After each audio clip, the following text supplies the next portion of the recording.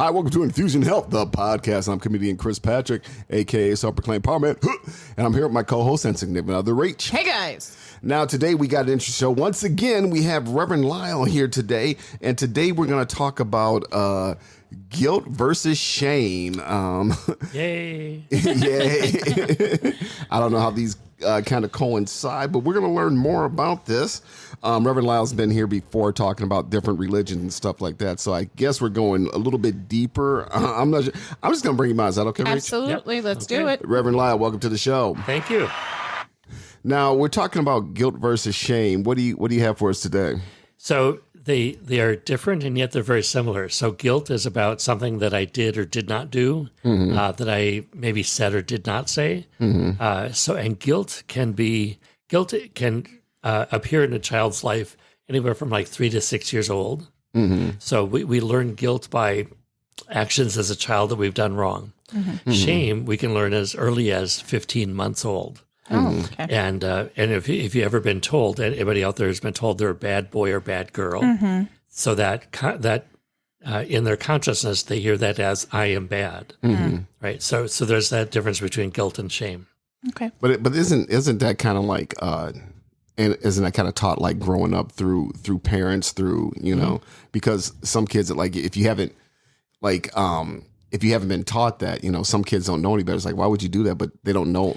Well, it's not even just through the parents, it's through society as well. So kids hear certain things in society, then they reflect on that. And you really have to think of children as like a sponge, that they don't have that sense of reasoning to sort through what is theirs and what is not theirs. They just are open and they just take all that in.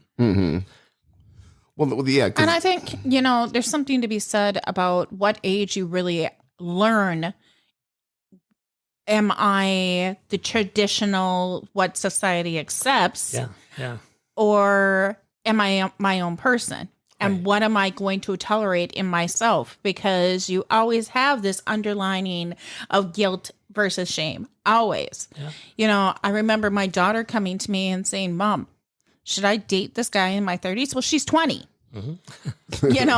Me and Chris actually have a 13-year age gap. Okay. But we didn't meet each other until later on in life, where my young brain, young adult brain, young child brain was much more mature into adulthood when I finally met him. Right. Yeah.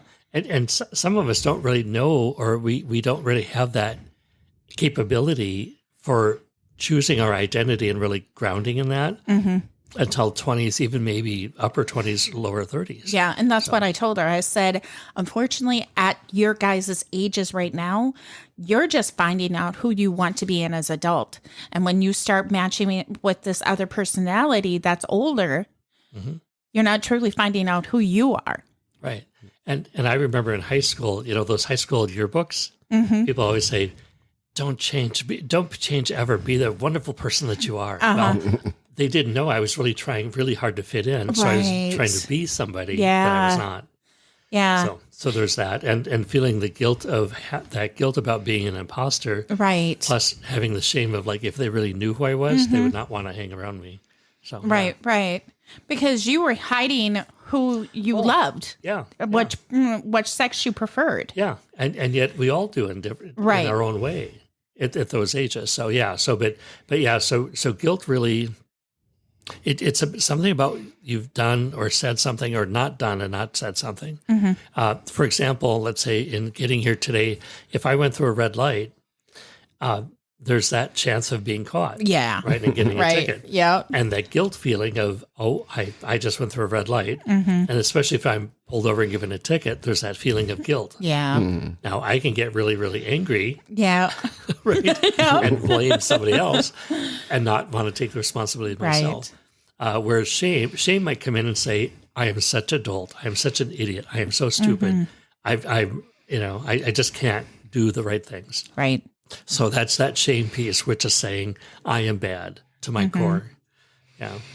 But not only society teaches you that, any type of religion has stories that back that up to who you should be in that world. Right. Yeah. And the expectations of a person in that world and in that tradition. Yeah. Well, looking at the news today, and I don't really want to get really far political into it, but looking at the news today, we all know our ex-president, he's going through some stuff, but he goes up on whatever platform he can get, or goes onto the media going, oh, well, they so-and-so did this and so-and-so. It's like, okay, you did the crime, you got caught, okay, just admit that, but trying to turn it around going, well, I did nothing wrong and blah, blah. No, this was a crime. Right. Okay. Right. But I also see people too, like, oh man, the cops just pulling me over because of this. Okay, well, you were going 60 and a 30. He had the right to stop you. Yeah. Okay. Okay. Yeah. You got caught. Okay. You saw the red lights you were going, and we've all done it. Right. We were going 60 and a 30, went past the cop car, and unfortunately he turned the lights on. So that thank you, because that brings up a really good point. So I distinguish between a healthy guilt and an unhealthy guilt. Mm-hmm. So I just want to share what unhealthy guilt is. So unhealthy guilt would be a feeling of psychological discomfort about something we've done against our irrational high standards. So as a perfectionist, I had these really irrational high standards, and I would feel this guilt about not having to be able to write this paper in ink the first time, right? Something like that. So the healthy guilt is a feeling of psychological discomfort about something I've done that is objectively wrong, like going through the red light. Right? So I think healthy guilt says to us, what can I learn from this? And if it helps me, well, it's like my moral compass. If I can stay within my lanes in the highway, right, and also morally, then the healthy guilt is a good thing. It can teach me a lot. Right. But the unhealthy guilt then says I have to compare that to my irrational thoughts, like life, it should be fair. I should be perfect, things like that. So, yeah. Kind of reminds me of that this Woody Allen joke. I can't remember the joke, but he said, I was playing softball with, I forgot the group he was playing with. He goes, but I would still second base, then feel guilty and walk back. Yeah. Well, I think a lot needs to be said to the friends that we choose to associate with. You'll see this little boy, you'll become friends with him. He has a different family style, lifestyle than you. He's brought up with different morals. Then you see him as a teenager. He's still your friend, but they're doing drugs and drinking and doing all these things and partying and speeding and doing all these things that, are just not right. You're friends with him. You're feeling bad because you grew up with different morals. Right. And wanting to conform, wanting to be a part of that group. Yeah. So that temptation to say, well, I should do this or I should do that, or I should act out this way because then I fit in. Right. Right. And it's really hard, especially those teenage years. Boy. Oh my gosh, yes. Yeah. Just that trying to fit in and to be okay. So, yeah. Whereas with shame is such a, it's such a deep wound because it says, I am no good. And so I try then in my shame to be hiding who I am, and also then to be somebody that I'm not. Okay. Yeah. So that gets into the imposter syndrome that many people suffer with. So who do I need to be? What do I need to say? What do I need to wear? Things like that. And if people really knew about who I really am in my core, they would not like me because I don't like me. Right. So, yeah. What about like growing up, I've, heard somebody was doing something wrong and people looking like, have you no shame? Have you no shame in what you do? Have you not looked at what you do? You're just doing this just to do it, and you rip these people off. Are you done this? But have you no shame? Have you? Yeah. And actually, there's what I learned in the 12-step programs is there are some people in society that have no guilt. They don't have a sense of guilt. Well, mentally they don't. Right. Yeah, mentally they don't. Yeah. Speaking like our ex-president. Yeah. Just to maybe somebody else. Well, he's quick to point out who doesn't do the right thing. Yeah. I mean, especially if they did the same crime as him, he'd be like, they did it. and he wouldn't give any self to his, like they did it, so I did it. No, it's they did it, so they should get in trouble. Right. Yeah. So regarding the guilt, like the healthy guilt would say, let me ponder this, let me become self-aware and realize that my action, let's say if somebody was speaking ill about my friend and I did not stand up for that friend, there might be a guilt about not having said something. So the self-awareness in that and how I feel, I could change that by saying, I do promise that when somebody says something like that, I speak up. Right? I speak up and I say, this is how I feel about it. And maybe to say, stop doing that. Right.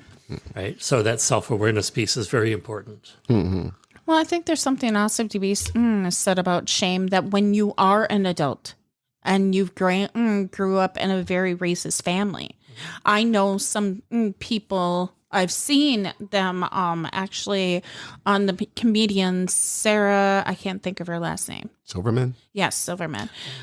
She had a guest on there, and the guest was talking about how she grew up in a very racist family. She inside her knew she was doing something wrong, so she stepped away from her family and started accepting everyone. Right. Yeah. So there's those healthy guilt, the unhealthy guilt, and then the shame piece. And I think for the shame, Brene Brown basically says that empathy is the cure for shame. So, and self-empathy. So, for example, if I feel very shamed, and I heard this growing up, bad boy, you are such a bad boy, right? If I did something wrong. So I felt like I was bad. And it was in that tone too of being very commanding. Right. But self-empathy, self-forgiveness helps me to say, I did what I knew to do at the time, right, with the resources I had. Yeah. Right. Yeah. And now that I have a different set of resources, I can make different decisions. Right. And I try not to use the word better, because my perfectionism will use the word better. And I'm always trying to be better. Right. So to not get into that perfectionism, I say, now that I see things differently, I can choose differently. Right. And to have self-compassion towards me, and then eventually compassion towards other people as well. So I have a question for you. What do you think about the saying, fake it till you make it? Yeah. Thank you. Because that one's been hard for me. Right. Yeah. I kind of see what they're saying by saying that, and yet it doesn't feel very genuine. Right. Because it gets into that imposter syndrome. If you were to go around saying, I am just so happy.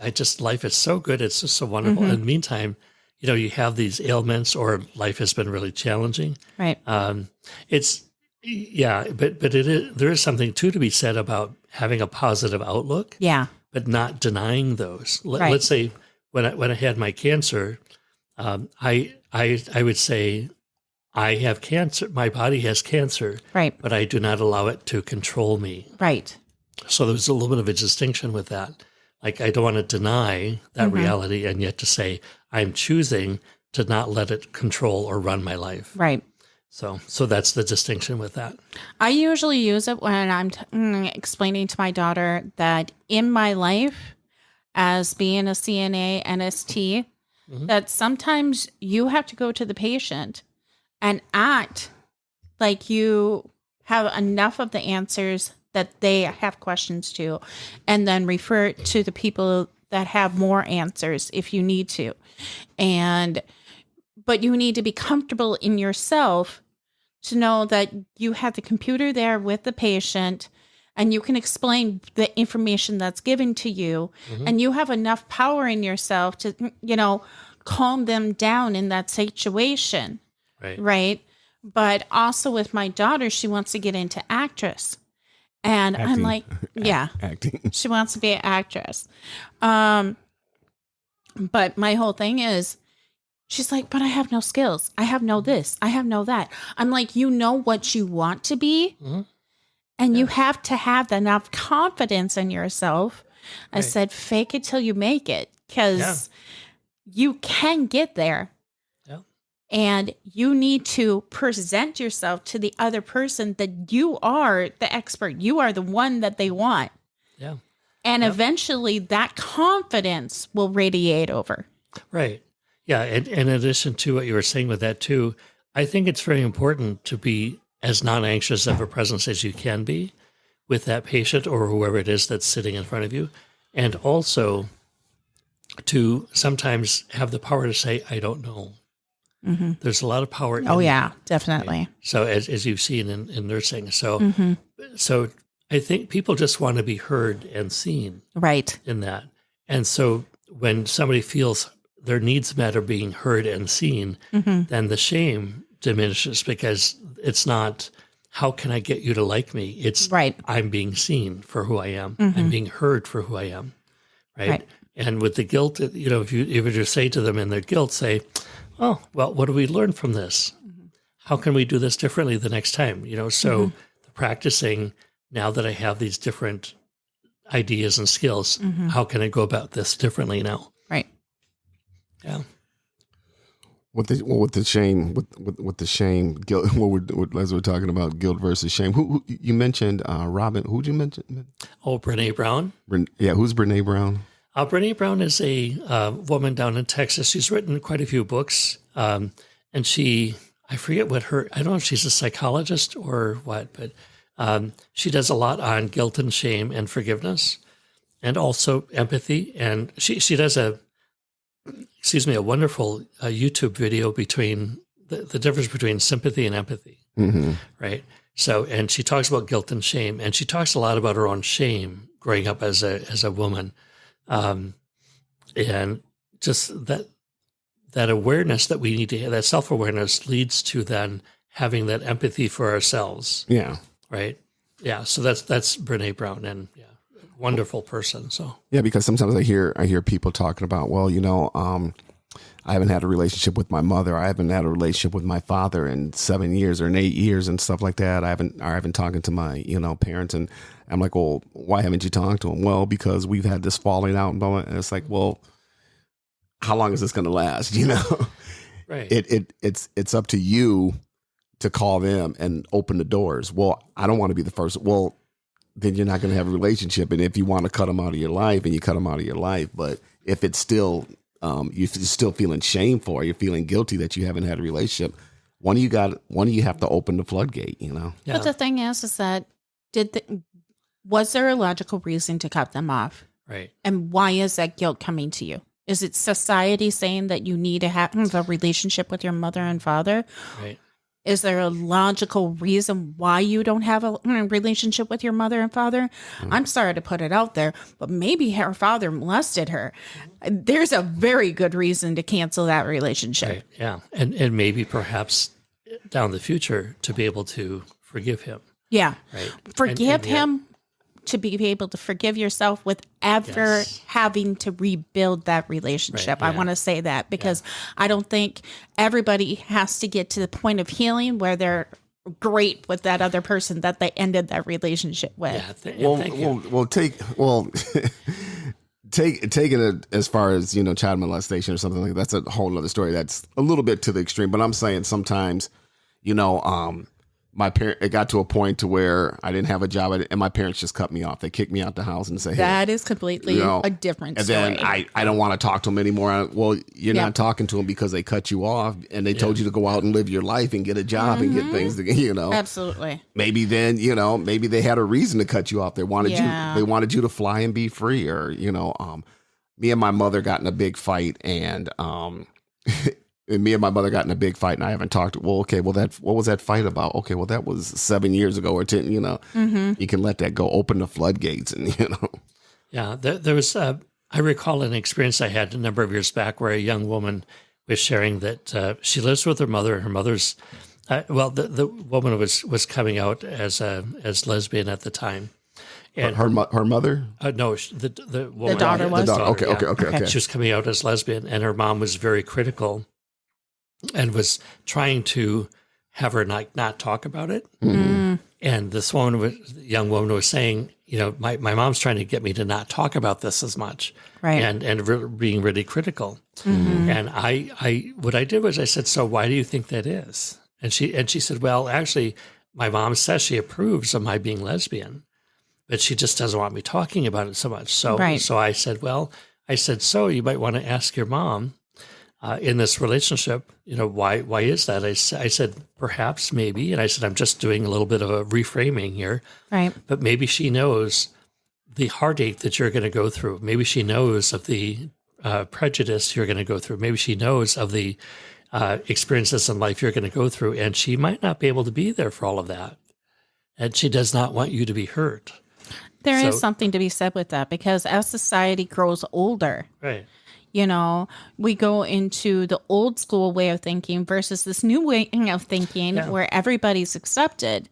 And with the old school way of thinking, you could say, well, the mother might be afraid that in the society that you're in, right, they might not accept you. I accept you. Yeah, exactly. But your grandparents, our friends, so and so and so forth, might not accept you. Right. We might have to sever years of friendship right, because they don't accept my daughter. Right. Yeah. Yeah.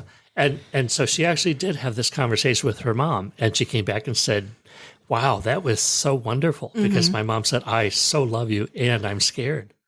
Right. Because I won't be around to take care of you. How many years had they not talking? Talked? It was the time I saw this younger woman.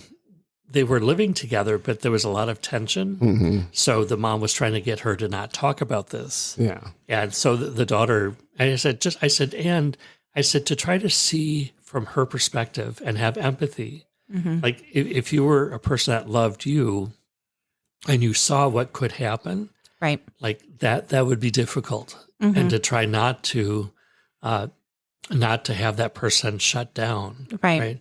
So, and she did. And she said, we had a great conversation on my mom, and I cried. And she said, I dearly love you, and I'm scared because I won't be around to protect you. Mm. And these things might happen to you. Right. Right. So, and she said, I never even thought about my mom's perspective. Right. So, but I think and I don't know if the daughter had that conversation, but the daughter needs to go to the mother, just like anybody would in that situation, and say, I understand that, but this is who I am. I'm ready to accept who I am, and whatever comes at me, I'm ready to deal with. Yeah. It might not always be the easiest in that moment. It might be very hard and sometimes even dangerous, but I'm ready to deal with that. And then there needs to be some love and light there, I think. And also, I think, now we're just talking about sexuality in this point, but I tried to convey to her, I said, those that find themselves LGBTQ plus often have their own homophobia, right? So it might be an internalized homophobia. So they might try to hide that part of themselves to themselves, right? And they'll self-reflect. Well, not self-reflect, but to engage and try to stop. Right. So they won't These be saying thoughts, because in the church is any religion. Right. Yeah. Nope, this is not what you are. This is not the way it's supposed to go. And I think too, it's really important to, as we can, to empower other people to really hear with the ears of our heart who they are, and to let them know that they're being heard and seen. Right. And say, I want to offer empathy. Also, what's helpful is to normalize it for somebody. Yeah. So what I used to do in working with people in mental health, I'd say, there are so many people out there. Matter of fact, most people struggle with mental illness throughout their life, or maybe everyone at some point has struggled with mental illness. So that's normal. So you're not that abnormal. Right. And people might be saying to you, oh, just like get over it, or pull yourselves up by your own bootstraps, or, can't you find a different medication? So they feel shame over that, because they think somehow they're at fault for that mental illness. They're defective and they don't know. Yeah. And the thing is that for many years before I met Chris, I was undiagnosed bipolar. And I could not figure out why, since kindergarten, I wanted to hurt myself. That I never wanted to live. After kindergarten, I never wanted to live. And I'm like, what's going on with me? Yeah. And there was a lot of, from my grandma Cass, I don't know what your problem is. I don't get it. You're fine, But mentally, chemically, I was imbalanced. Right. Yep. And that's just the same as anybody that is trying to deal with, pride. Anybody in pride, they're trying to see themselves as normal. Yep. So they're accepted into society. And so much of society is saying that's not okay. Right. Yeah. Mental health and pride are two of my absolute loves. And my kids will make fun of my car every single day. But I stand for being unified, regardless of your race, color, religion, or sexual orientation, or who you are. Forget it. Who cares? Right? But the shame comes from society and the guilt, and that's built inside you. And the guilt is, why can't I just be okay in society so they will accept me for who I am? Right. And also shame leads to addictions and other weird behavior. Mm-hmm. Exactly. Well, it was interesting you say that, because about a couple months ago, we saw this documentary. My friend Fancy Ray, who's a huge fan, we saw this documentary on Little Richard, and it really, really went. It was done by CNN, really, but it was really, really in depth on his sexuality. And when he, at the height of his career back in the 50s, he was big for like 2 or 3 years. That he actually took off the makeup, took off everything, and ended up going to a Bible college. Mm-hmm. Ended up marrying a woman. Yeah. And when you watch this documentary, you can look at through his life, he was conflicted all the time but again, he grew up in the church and was like, this is wrong. But it was like, this is who I am. But the church is saying this. And then there was many times where he denounced this homosexuality, and then he went back to it. Then he denounced it. Then he went back to it and stuff like that. And I just, man, because when you look at it, and we're talking, one of the guys who, like, as he said, the architect of rock and roll. Yes. Yeah. But when you look at it, you're just like, man, he was just conflicted his whole life. He just couldn't pick a side, but it was conflicted because growing up in the church, one side was saying it's wrong. The other side was saying, Yeah. And very painful for him. Yeah. Had a lot of inner demons. Yeah.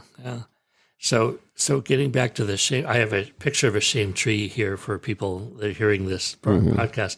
So low self-esteem, addictions, perfectionism, rage, anxiety, isolation, envy, self-harm, depression, and controlling behavior all are part of a shame tree. Right. So all of those so you might see somebody who's rageful, or somebody who's very controlling or perfectionist, or has issues with addiction.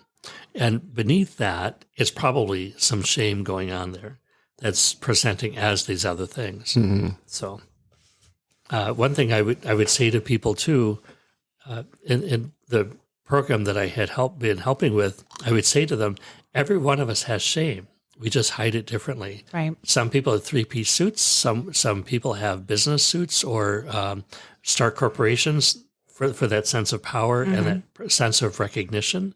Right. To prove that they're not as bad as they think they are or feel they are. Mm-hmm. So we're all walking around feeling shame at some level. And so I said, so it's normal. So you're not abnormal in that way. Mm-hmm. And then also, these people are just better at hiding it than some of the rest of us. Right. So, yeah. So it's.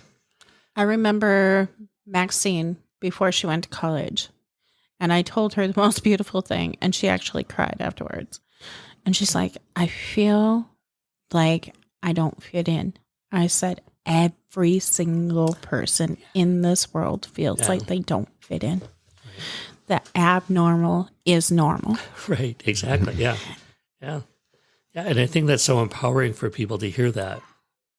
And I, as a minister, I say too to people, you are this wonderful child of a very loving universe, whether I use God in it or higher power, or just simply say loving universe. Mm-hmm. But you are special. Yep. Right. And especially if people are dealing with, let's say, addictions or mental health issues, I say to them, you are more than the worst thing you've ever done. Mm-hmm. You are more than the worst thing you've ever done. And I forget Brian's last name, but he's the one that I quote there. But to let people know that they are indeed lovable and loved. Mm-hmm. Yeah, definitely. So with addiction, how do people? I mean, a lot of people slip into addiction very easily, but then it's so hard to get out. How do they? What makes it so easy for them to slip into this addiction? Well, it comes from my interpretation of it is that they experience a trauma, and so the addiction happens in the dealing with this trauma. Mm-hmm. Right. So first there's a traumatic event, mm-hmm. and then the addiction is to try to get their needs met and try to feel good. Mm-hmm. And because they feel shamed over something that happened, or maybe they did something that then they, so for example, let's say the addiction is to be a perfectionist, so if they felt like somewhere in their life they were disorganized, mm-hmm. or somebody said, you could never be on time, you're just never that good, and so on. So they hear that, they're like, as a child, you're like that sponge. So they'll say, okay, I have to really work hard, and I will find things wrong with me before other people can. Mm-hmm. And that's like being a perfectionist. So, yeah. Yeah, well, that's the thing too, because when you see people with addiction, it's like you have this problem, and some people are addicted for years, but then when they realize that, hey, you know what? This many years ago, if I could have handled this then and dealt with this then, I wouldn't have had to do all these years of putting drugs in me or putting alcohol in me or whatever. Yeah, and this is a little bit off topic here for today, but if you look at the chemical reactions for oxytocin, dopamine, so dopamine is a drug that's natural in our body. Okay. And also with oxytocin. So oxytocin is called the love drug. Mm-hmm. So if you like pet your animal or you love your partner, activities like that, mm-hmm. that produces oxytocin, which is a love drug within the body. Mm-hmm. Dopamine it gives us a natural high, and we can receive dopamine in all these different ways. Walking in nature, getting a massage, listening to wonderful music, connecting with friends. We have a dopamine release in our body, so that helps. Jumping off a bridge. Yeah, exactly. Yeah. So, but I know that's a little off topic from the shame, but yeah. So with the shame and the guilt, like I said, especially with guilt, I can always say, okay, this is my moral compass. What can I learn from this? Okay, so with that issue of the car going through the red light, don't do that again. Right. Right. Just be smart, be aware, right. Do not go through that red light. But with shame, that's so much deeper and so much of a wider wound that might take quite a while. And some of us, I don't think we really quite get over that, actually, as much as we are loved, because that's still there in our mm-hmm. our life story in our body. Right. So, right. Yeah. Okay, well, Reverend Lyle, this is it's definitely been interesting. Again, it's always fun having you on. I'm not sure what the next topic. Are you coming back? Or? Absolutely coming back. But we're gonna have to nail down what topic of conversation we're gonna get into next. And if I can offer too, I think like forgiveness and self-forgiveness might be good. Mm-hmm. Talking about this, because the part of the thing about empathy towards others and ourselves might be a good segue. Yeah. Mm-hmm. All right. I think we nailed it. Okay. And if you want any information or get a hold of Reverend Lyle, Rachel will have that in the show notes. And Reverend Lyle, again, thanks a lot for coming on, and I'll let Rach close us out. All right, you guys, we come to an end again. We were talking about guilt and shame. You don't have to hold it. You have to know that whoever you are, the abnormal is normal. Have a great one. Take it easy.